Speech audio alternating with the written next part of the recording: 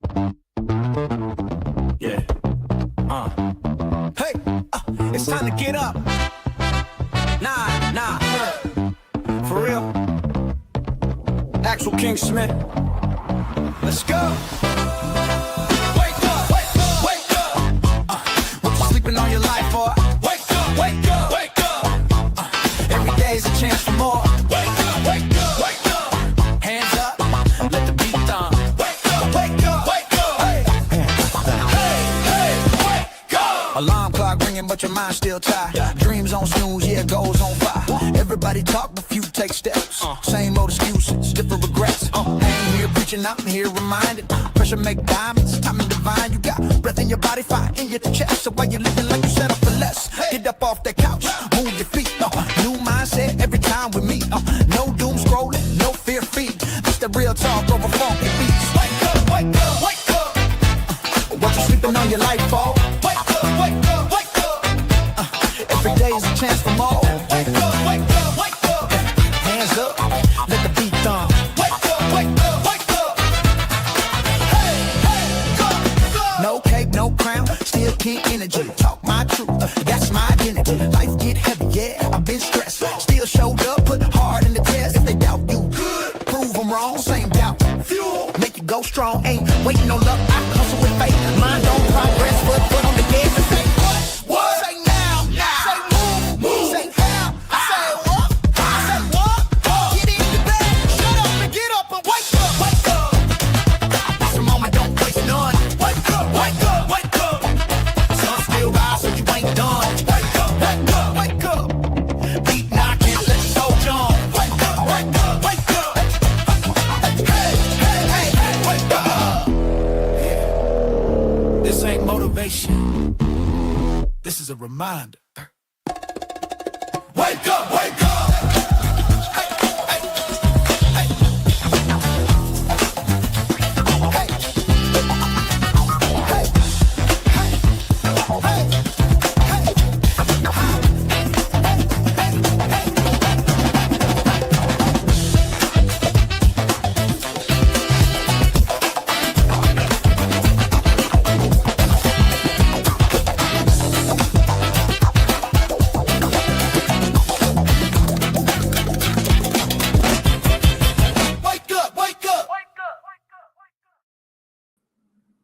Yeah. What's up? What's good? What's happening? Welcome to my wake up show. I am the actual King Smith, and this is Wake Up with the Actual King Smith. It is Monday, January 2nd, 2026, Groundhog Day up in this joint. And if you don't know what Groundhog Day is, then you are not from the United States. And I want to say welcome to my live stream. Either way. Now, I've got a picture that I want to see if I could try to bring up here real quick as I talk about Groundhog Day. Let me see if I can find this file real quick. Here it is. This is me when I was in Punxsutawney, Pennsylvania this past October for a sad reason, actually. A good friend of mine, I'd almost call him a brother. I would call him a brother. His sister passed away, and he's from the area. So I had a chance to stop and see where the famous Punxsutawney Field is from. And this entire city has different groundhogs throughout the city, different statues or whatnot. Very, very touristy. But I got a chance to get up to Punxsutawney, and this is one of the photos that I took. One of the many photos that I took while I was up there. Do a lot of traveling. I get a chance to get out and see some things. So Groundhog Day is a tradition that we have here in the U.S., where Punxsutawney Field is this famous groundhog predictor. And he comes on, and if he sees his shadow, then the tradition says that there's 6 more weeks of winter here, which I don't want more winter around here. And this tradition actually is one that makes me even question, why do we still care about this groundhog shadow in 2026? It's been a thing since 1887. And it's one of the longest traditions that I can think of off the top of my head that don't have anything to do with Christmas or anything like outside of that. But people talk about it. It's Groundhog Day.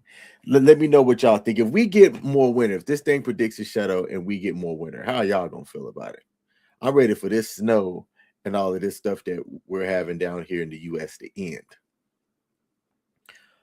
What I want to talk about today, man, there's a couple of different things.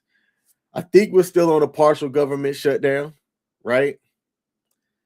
The current state of things that I saw when I woke up this morning and checked the news is that the partial shutdown that we're experiencing in the U.S. started Saturday, February 1st, because Congress failed to pass all of a funding bill before the January 30th deadline. Now, what's different about this shutdown is that it's not a full government shutdown like we experienced just a few months ago. It's a partial government shutdown because there's parts of the government that are unfunded with some of the appropriation bills that were already passed. But there's still going to be an impact if this thing drags on. One of the big sticking points that we have is a disagreement over funding for the Department of Homeland Security and reforms to immigration enforcement that's been happening, especially with the recent wake of shootings that we've had with some of our federal agents and U.S. citizens. ICE and Homeland Security have been attempting to go after some pretty bad people. And in the process of them trying to go after bad people and do their job, some bad things have happened. You've got people, some folks on one side of the line saying that there's these paid agitators that are going out there trying to disrupt things, right? Trying to make good order turn into chaos. And then you've got the other side of the line that says that people don't have anything else better to do than to stop our federal agencies from doing their job. I like to try to sit in the middle. ICE has an important job. They're not just out here for no reason. There are bad actors that are doing things that aren't supposed to be here. And I'm going to sound like a broken record because I've talked about several times as well that as somebody that has traveled around the world, I've been stopped in other countries by their immigration enforcement type people and asked for my papers. And I've had to produce to make sure that I wasn't overstaying a visa or something like that. Also didn't want to be one of those people that had committed a crime over in another location and also get stopped by immigration enforcement. With the partial government shutdown, one of the questions that people are asking is, okay, who is shut down? For what I could find, you got the Pentagon, which is the Department of Defense. They're going to be impacted. DOT, Department of Transportation, Health and Human Services, Department of Education. Those are the big ones that I could find that could have big funding gaps where employees could be working without pay or furloughed. Some of the major programs that a lot of Americans are worried about that do have funding are your SNAP, food assistance, and your WIC. So there's not going to be any interruption to those benefits as of right now.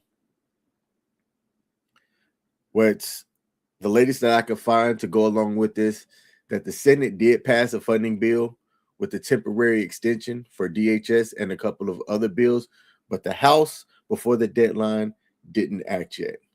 So it was that delay that triggered the shutdown. They're supposed to reconvene today, and if they do reconvene today, then this partial shutdown could end tomorrow.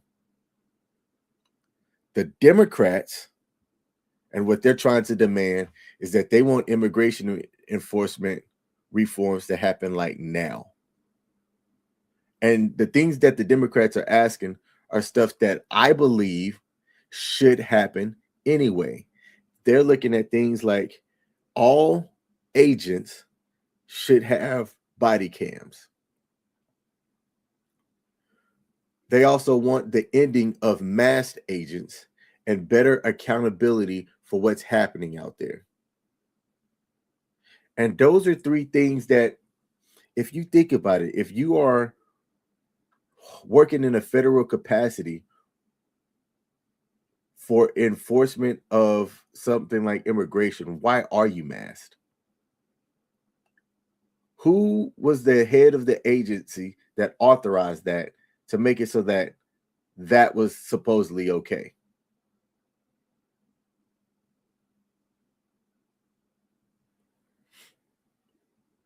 Right? I think that things like federal agents, like how law enforcement are doing now, wearing body cams, I still think we need to reform our body cams a bit that current law enforcement is using now, where you've got the ability to turn on and off audio and use that time to make up shit.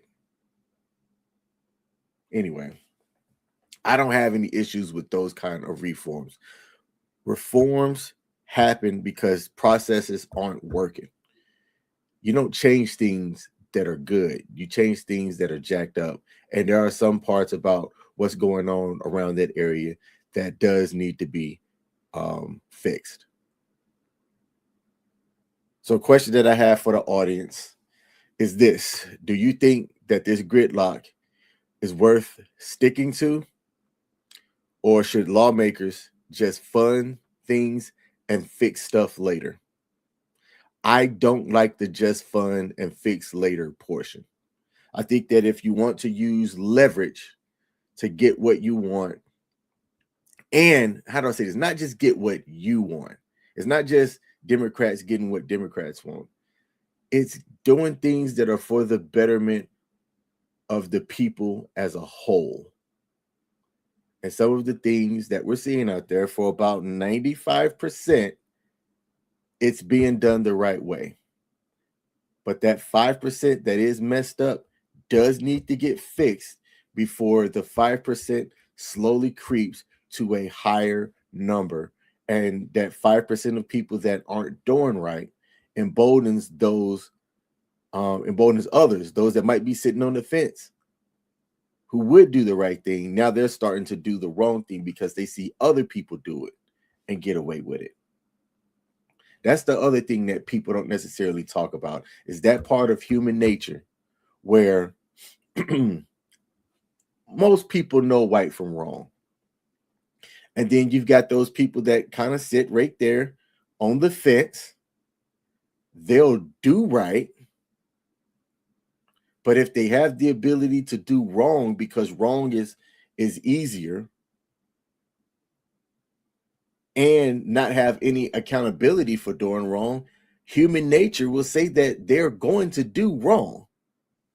Am I wrong? Am I thinking about this in this weird way? I don't think so. That's one of the things that people aren't talking about.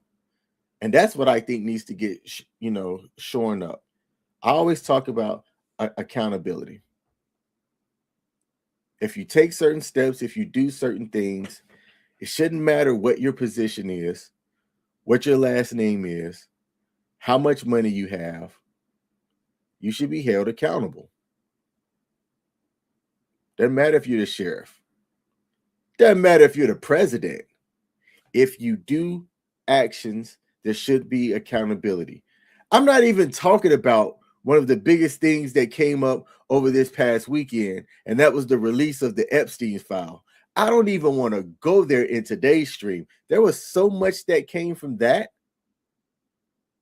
I actually said I need to read up more about what was in the most recent 3 million page Epstein release file, because some of the snippets that some people have unpacked have been mind-blowing. Bill Gates and STDs. Somebody said something that I thought was hilarious, how you've got rapper, businessman, entrepreneur entrepreneur Jay-Z. They said Jay-Z has been linked in the Weinstein files. Jay-Z has been linked and connected to the Epstein stuff. And Jay-Z is connected to Diddy in some form or fashion. And while all those three people have been arrested, Jay-Z's still walking free. And I thought that was hilarious. So I think tomorrow we're going to talk about the Epstein files and some of the stuff that people have decided to uncover. I'm going to let them do the work, and I'm going to piggyback off of what their work is. But it is interesting, NFL owners and what people are talking about. I can't remember, was it Bill Gates too that also, instead of saying something like he didn't want any black women, he said he didn't want any N words, and he used a hard ER, Nigger. And I'm just sitting here like, I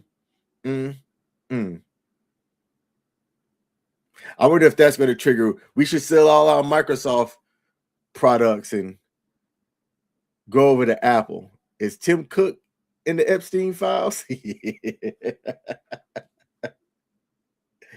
It's interesting the way that certain people, certain men go out here and look at things and take actions.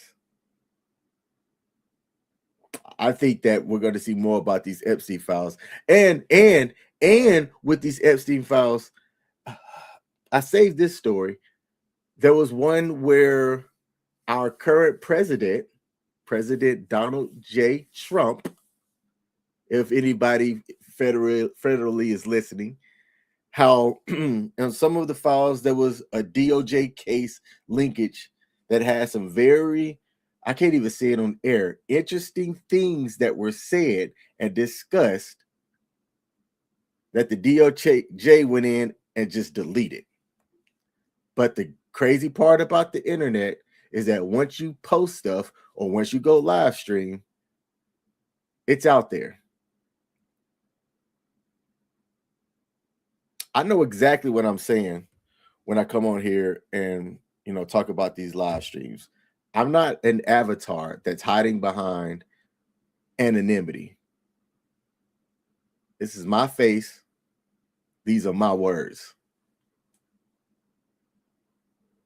Not afraid to bring this stuff up. So we are going to talk about the Epstein case tomorrow for shiggity, as I found some of the stuff that were in those files very interesting. We've got a couple of more minutes here before I get ready to start my 9 to 5, and I'm going to make a bit of a pivot. I was having a conversation with some friends yesterday, and one of my friends said something that makes me want to question certain stereotypes, psychology of people, and expectations. Why is it that if a man doesn't have a woman in his life, people will automatically assume that that man is not happy? I think that assumption is interesting. And I challenged it fairly quickly when it was said. I challenged it fairly quickly because society, movies and media often portray men as lonely, searching, or incomplete if they don't have a lady in their life. And I'm like, where did that come from? Why is this a thing? Because the way that I look at it, and y'all can tell me if I'm thinking about this wrong, happiness isn't always visible, right? And someone that is single, not with somebody, could legit be content, focused, and or fulfilled. I also think like this. ladies are conditioned to look for signs of connection, right? I think that for ladies, connection is a value for them emotionally, as they are likely the ones to ask things like, "Are you okay?" Dudes don't really ask that more often, right? It's men, and most men communication styles, the one that like guys, we process things more internally. I don't know. I think that it's interesting that that's how people look at that. It's like being alone automatically makes it seem like you're unhappy. And I'm like, that is not the case. We need to stop with that cultural society thing and challenge that.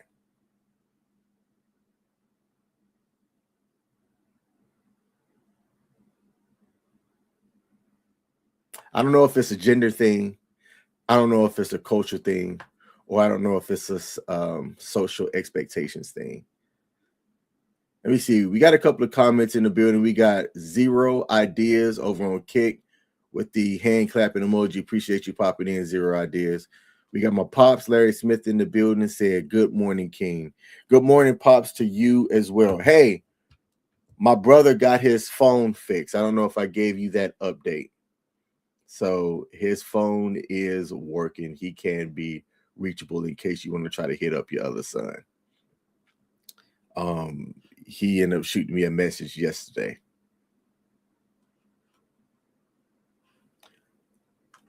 Let me check my notes here, see if I have anything else. Nope, that's all I have for today. It's Monday. It's the first Monday in February, the shortest month of the year. In the US, it is Black History Month. I've been doing a bit of a parody on Black History Month on my personal Facebook page, which I want to say, if you check the link in the description box, I have all of my social medias on a link tree. I'm not hard to find. I'm not that much of a private guy either. So if you aren't following me on any of my Facebook pages, go over there and look me up. Either King Smith on Facebook, The Actual King Smith on Facebook, The Actual King Smith on most platforms outside of Facebook, like YouTube, Twitch. Think Actual King Smith on Twitter. That's my live stream today. I'm about to go downstairs real quick and get ready to start off my work day. Hope y'all have a fantastic rest of your Groundhog Day, and tell Punxsutawney Phil that we need to end this winter. Have a good one. Peace. Yeah. Come on. Yeah. Trumpets blare the golden call. A throne awaits, I rise so tall. Drums like thunder, shake the hall. Royal robe, I wear the weight. Diamonds cut the night, no debate. Heavy is the head, but I'm feeling great. Crown me king, crown me king.